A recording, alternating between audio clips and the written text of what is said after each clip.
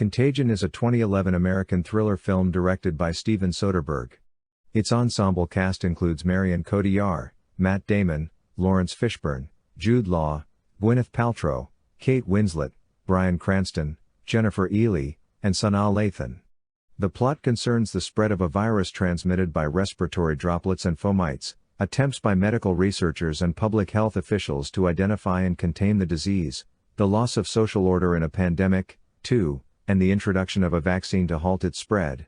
To follow several interacting plot lines, the film makes use of the multi-narrative hyperlink cinema style, popularized in several of Soderbergh's films. Following their collaboration on The Informant, 2009, Soderbergh and screenwriter Scott Z. Burns discussed a film depicting the rapid spread of a virus, inspired by pandemics such as the 2002-2004 SARS outbreak and the 2009 flu pandemic.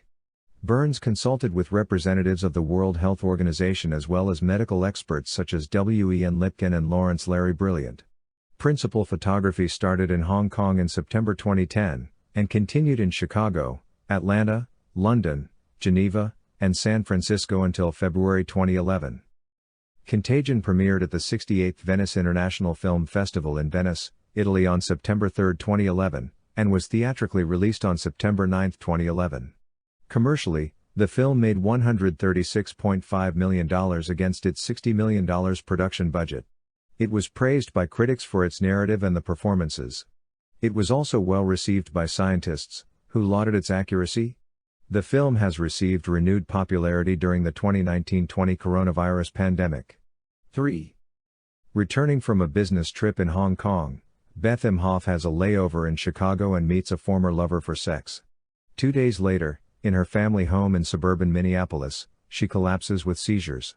Her husband, Mitch Imhoff, rushes her to the hospital, but she dies of an unknown cause. Mitch returns home and finds that his stepson Clark has also died.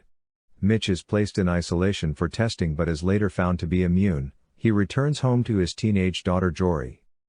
In Atlanta, representatives of the Department of Homeland Security meet with Dr. Ellis Cheever of the Centers for Disease Control and Prevention and express fears that the disease is a bioweapon intended to cause terror over the Thanksgiving weekend. Cheever dispatches Dr. Aaron Mears, an epidemic intelligence service officer, to Minneapolis to investigate. Mears traces the outbreak back to Beth. She negotiates with local bureaucrats, who are reluctant to commit resources for a public health response. Mears later becomes infected and dies.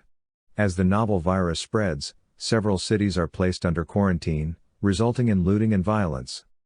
At the CDC, Dr. Ali Haxtall determines the virus is a combination of genetic material from pig and bat-borne viruses.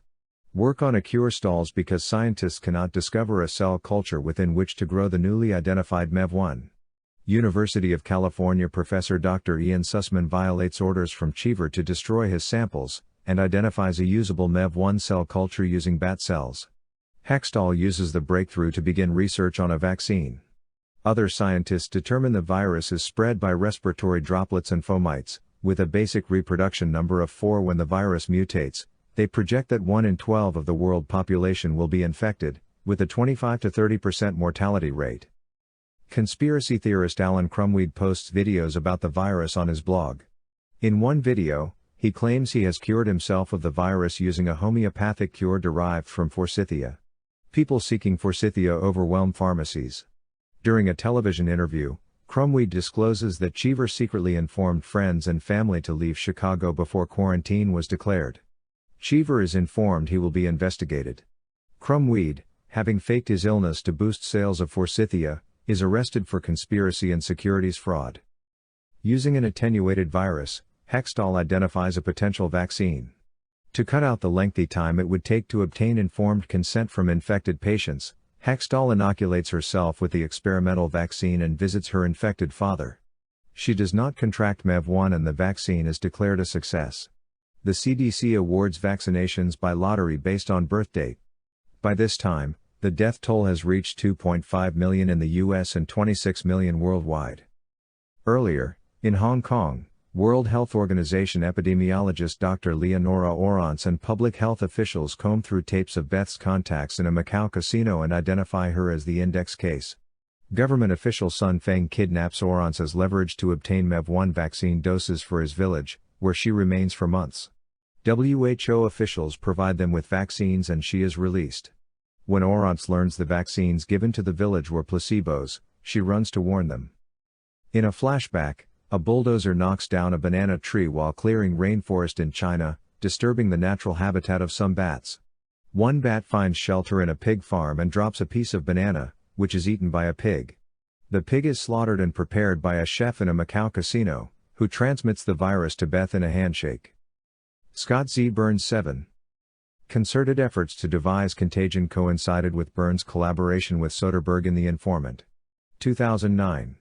7. The duo had initially planned to create a biographical film on Leni Riefenstahl, a trailblazer in German cinema during the 1930s and a figure in the rise of the Nazi Party. Soderbergh later contacted Burns to cancel the project, as he thought that a film about Riefenstahl would struggle to attract an audience. 7. Intrigued with the field of transmission, Burns suggested that they instead create a film that centered on a pandemic situation, an interesting thriller version of a pandemic movie. His main objective was to construct a medical thriller that really felt like what could happen. 7.